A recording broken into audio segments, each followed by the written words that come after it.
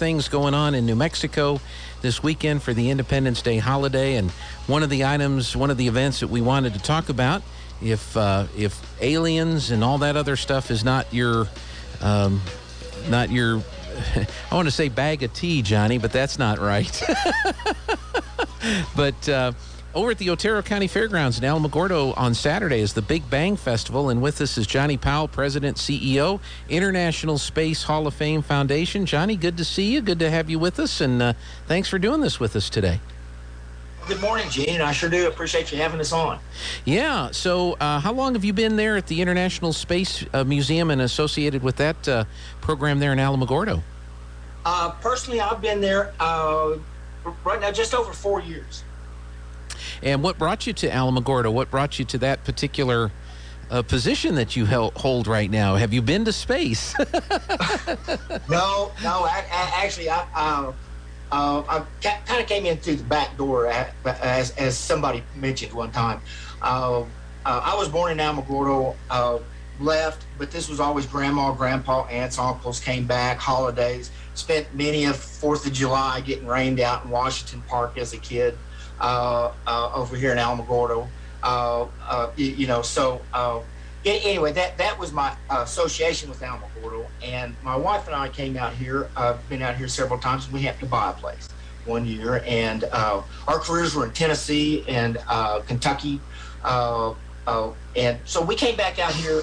We were able to relocate here in 2012, and through a series of events, I became associated, just looking for other things to do, re-engaging in the community such as that, and got associated with the Space Hall of Fame Foundation, which is the private foundation side of the conjoined twin relationship with the New Mexico Museum of Space History, and so that's how that all came about.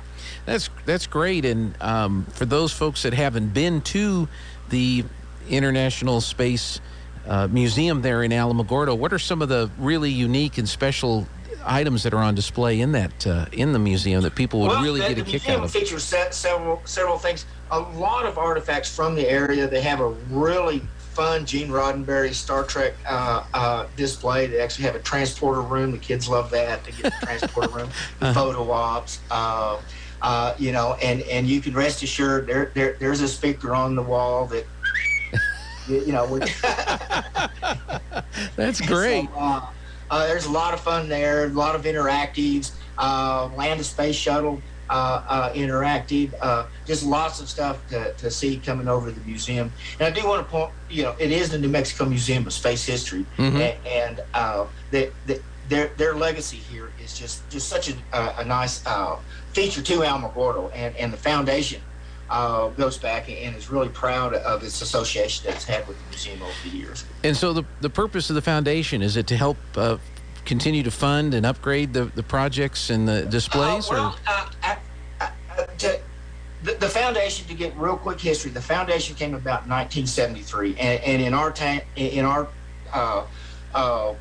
case, the word foundation is not just a word. Our organization was actually the founders of the whole idea, the concept. John Stapp, Aubrey Dunn, people, mayors of the time, city commissioners of the time, county commissioners, all got together and created this idea and created this foundation and created started going out and raising the money through donation chains. I have stories of people doing, remember high school, doing a dime a cheer to raise money for the International Space Hall of Fame Foundation to create the political will and the necessary, whatever it takes to get it done, to create the New Mexico Museum of Space History, which came about in 1976. Yeah. And that's when it opened. So we're very proud. The foundation next year celebrates its 50th year. And in about 3 years coming up, the museum will celebrate its 50th year. So it's been quite a staple for some time. Excellent. Well, let's talk about the festival itself. This is on Saturday in Alamogordo at the Otero County Fairgrounds. That's not real hard to find. That's kind of right there as you're coming into town, isn't it? Right. Yeah, we wanted a high visible project event. We wanted to re-engage the community. We wanted to do it on a large community level. The foundation, so many years, has been associated with the local 4th of July fireworks event that's been held up at the museum for 40-some plus years. And so with that, we were looking for some other way that we could engage the community and bring them in. So we wanted to put this festival on. And with that, we've engaged several of the local STEM groups, NMSU, Atomic Aggies, the Thunderbirds Robotics Group. We've got and then of course our star attraction. The star attraction it is who we support and feature, the New Mexico Museum of Space History. They're going to have exhibits there for people to look at. They've got the education group. We're actually doing rocket building, rocket launching. We've got a little package that you can get, and your kid, your 45-year-old young one, can sit there at the table.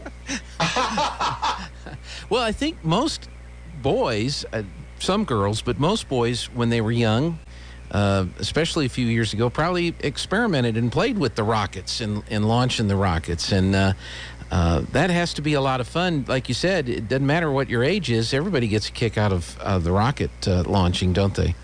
Right. And what's so unique about this opportunity is, you can get these rockets. They're very commercially available. As you say, kids get that. But so many times that they get home, they get it. Some assembly required, as the directions say, and it gets out there and it gets and the project just never really gets completed. And so we never really know if that opportunity, that inspiration would have taken. And so with the instructions, the mentorship of coming in and the help and the structure of going through a class, building it, the objective with this bundle is you get a very basic rocket that's of course disassembled. You have to assemble it. We provide you two motors with it, and we also are providing in the bundle a flight motor that we can use at the fairgrounds. The fairgrounds, we'll just say it has restricted airspace.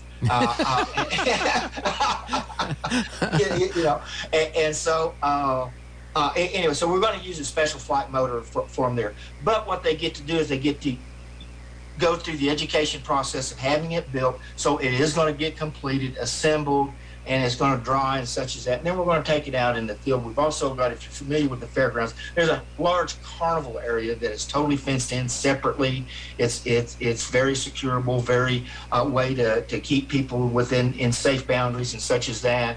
And so we've asked to be able to use that. We're going to go out in the middle of that and shoot the rockets. Let the kids push the button, give them a hat, a Rocketeer pin, a certificate, and we don't care if we put senior at the end of your name. That is awesome. A friend of mine who's an engineer, he was out visiting here a couple of weeks working on one of our transmitters. He's from Lubbock, and he's big into rockets. And he was showing me some pictures of some of the rockets that he has, and they're like 3-4 feet tall. I guess if you really get involved in that sport, if you will, or that activity, you can get some pretty significantly sized rockets to launch. Well, in the sports area, that's correct. They have various motor classes, and like with most things, you can get into a higher class motor that do require special permits, special licenses, and stuff like that. Under certain classes, they're licensed for just general public use, and we stay well within that. As a matter of fact, our launch motors are so well within that they're half of one of the well that's in that. Yeah. But yes, you the sky's the limit, and with the other thing about that's nice about this, Alamogordo also has a rocket park, a rocket field that's right on the edge of town, very accessible, great group of people. Flare is the acronym for that group. They started in Las Cruces. There's a local group here, but they've created a place out there where they've got launch rails and some shelter and a couple picnic tables, and maybe there was a spot that had some gravel at one time, but it's out in the middle. But you can get out there and you park and have somebody else to help you with those other two motors that you get to take with your rocket. So you leave here, your rocket's assembled, So it's flight ready again, and you've got your motors, you've got a place to go launch them. And so if there's an opportunity for someone to become an enthusiast, this is really how to complete that opportunity. Yeah. Oh, that is great. Now, what is the cost for folks to attend this particular event? Because I'm assuming you got to pay a little bit of something to help cover the cost of the rockets and the motors and well, help. it's multi-layered. I want to the first and most important thing is going back to our original point of the foundation and the support and the privacy of the foundation. We're the 501c3. The museum, of course, is a state part of the New Mexico Department of Cultural Affairs and such as that. But the foundation and the people that support this organization, we do that through our membership, through our donations, through our corporate sponsors and such as that. So this is first and foremost a membership event. Okay. And so with that, it's under 18 come in at no charge. 12 and under, we do ask them to be accompanied by an adult just for safety reasons. On the adult entrance, if you're a member of that individual member, it would be that person. The family memberships and up, it would be that person and a second adult. We give them all cards. They get in at no charge, so that gets you into this and gets you into the festival. We've got lots of food vendors. We've got live band. We got DJ all day long. We got lights flashing. We got rockets blasting. We got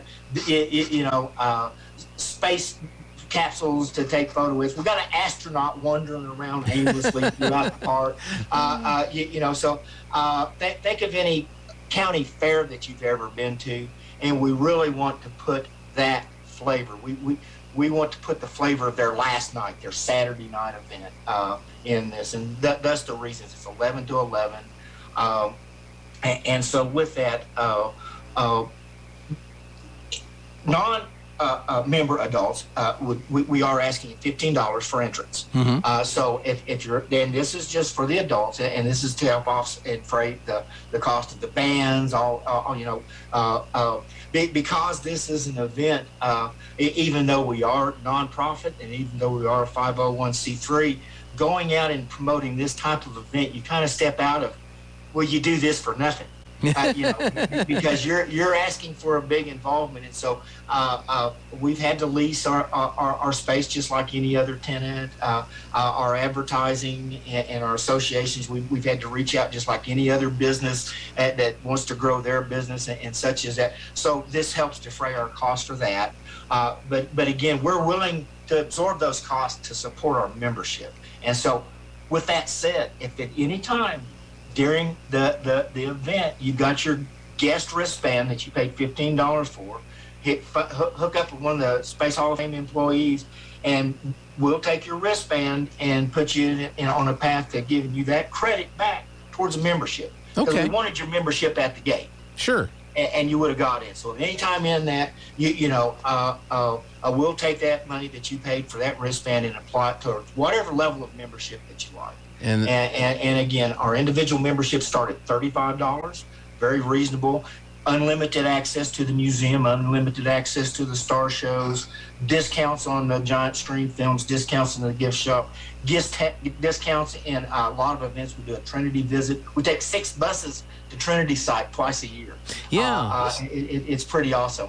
Right. Well, I saw that on the, Johnny, I saw that on the website, Book Your Tour Here Now, and that's, as long as we've lived in New Mexico, that's one thing I have not done, and so I need to look and see if I can do that, because that sounds like that's a self-guided tour where we've added another component to it, and we actually rally at the museum very, very early in the morning, and we get motor coaches so you relax out there, because it is a self-guided, it is a motor tour out there.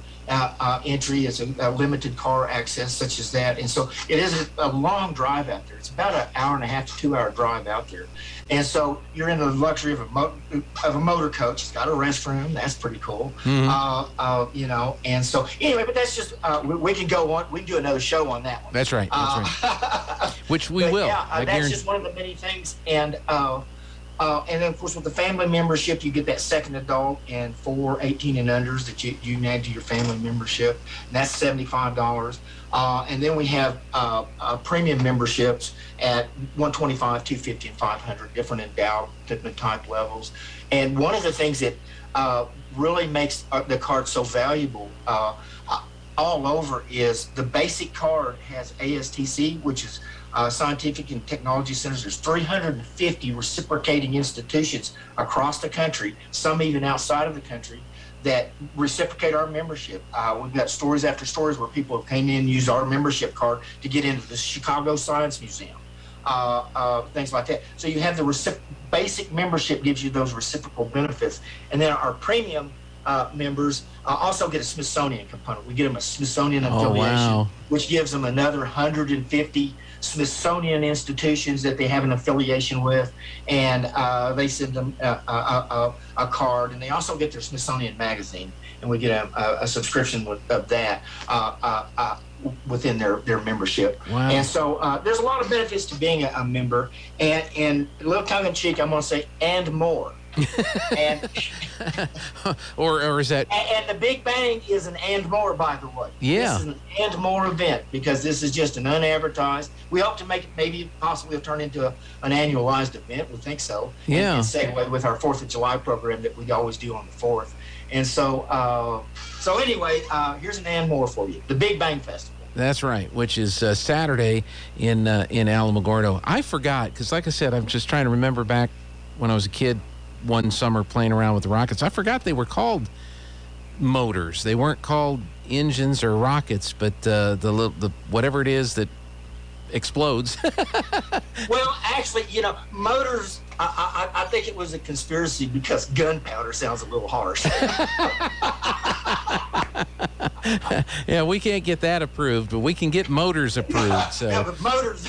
that would would work. They finally sorted out what was in them, and really the way they're designed nowadays, they're very, very safe. Oh no, I understand, and Yeah. Nowadays with technology the way it is, I'm sure different ones have cameras that you can put them in them. I'm sure there's a lot of videos. Oh yeah, as far as accessorizing your rockets and stuff like that, yeah, the sky's the limit. And well, speaking of the sky the limit, one of our board members, Jim Tamaka, is actually a NASA flight director for the OSAM project, which is some satellite retrieval. But the mission is they're sending rockets up in space to rendezvous with satellites, just a general satellite, whatever that's in need of something that they can do. Robotic repair of the robot, refueling the robot. The satellites have to have fuel on them just to maintain their orbit. So actually refueling, just going up in a portable gas station, coming back, and this will really greatly extend the life of all of our satellite system because some of it's getting kind of old and going up and repair and putting gas back in it's cheaper than a new car. I know. And so he's our flight director. So he's the one that's going to be out there pointing and shooting and having the kids and helping with the countdown and all of that. So the education director for the museum is going to get the rockets built for us over there, and we're going to go out with a real NASA flight director and put them into space. And so, and he really says that it's not much difference between getting 100 feet off there or 100,000 feet off there. It's just the size of the motor. That's right. Well, I wonder if he has an opinion on the Jeff Bezos and the other one, the one that took off from New Mexico, Richard Branson. I wonder if he's got any thoughts as to whether those people that take those flights are actually astronauts or not. I think under the original definition they were because of how high up they got up into space. But I don't know if I actually went into orbit, as a NASA astronaut, or maybe went to the moon or something like that. Captain Kirk going up and coming back down, I don't know if I'd want to call him an astronaut or not. Well, to answer your original part of that question, yeah, I'm just going to say, yes, Jim has some opinions. Well, good. So if you go to the Big Bang event, the festival, But we all do. and you run into Jim, you might ask him that question. So, well, this sounds like a lot of fun, especially if you're into rocketry or you have kids that might be interested in rocketry. It just sounds like a really fun afternoon to come out to the Otero County Fairgrounds this weekend, and hopefully either through the non-paying member price or even getting a membership. It just sounds really great. The Smithsonian aspect sounds fantastic. I'm assuming those reciprocating memberships work if you go to D.C. to the like the Air and Space Museum and some of the other Smithsonian. Well, it's through their affiliation program, and the Smithsonian is such a wide, broad range. We have to really look. It is a tiered program within that. It would certainly be discounted at those types of institutions. But in a lot of their satellite institutions, local, regional outreach institutions, and stuff like that, they're a little more generous because they're trying to grow those institutions. Sure. And they want the people in and such as that. But I do believe that in Air and Space and the actual ones in D.C., it's a discount. I don't think you actually get a full entry into it, but you're certainly welcome to a little more than the average. Well, because the Smithsonian actually sends you their credentials, so you have the actual Smithsonian credentials. Wow. With an ID, and then of course our card has when we send you our membership card, we show both the museum and the foundation, because we want to stress that unique relationship that the foundation shares with the museum. Now, can you and our support for the future of the museum. Absolutely. So, are the memberships? Can you buy those through the website, or are those only purchased through at the museum itself? You can get it any way you want. Okay. We can make it very, very easy, but the website is the easiest. There's membership links there. There's links to all of our events. You can early register for a 4th of July event. You can get your rocket bundle now and pre-register. Really, spacehalloffame.org. I'm sorry, I'm being remiss to my duties. I haven't said that at least 10 times already. Well, Jeffrey will probably put it up on the screen for those watching online, but we'll mention it a few more times before we're done today. Spacehalloffame.org. We really we've got a lot of story. We've got a lot of stuff that we're involved in. And I run out of breath. So we're really trying to tell that story on the on the spacehalloffame.org. Go there and explore around. And if you like what you see, get something. And if you have something, want to leave a comment, there's a contact us button there. Drop us a comment. We'd love to hear from you. Johnny, thank you so much. Appreciate your time, and hope you guys have a absolutely wonderful festival on Saturday there at the Otero County Fairgrounds. All right, Gene. Well, I sure appreciate it, man. Love it. Thanks a lot. Johnny Powell, President, CEO, International Space Hall of Fame, and the New Mexico Museum of Space History in Alamogordo, where the big festival is this weekend. Thank you, Johnny. We're going to take a break, see what else is happening in the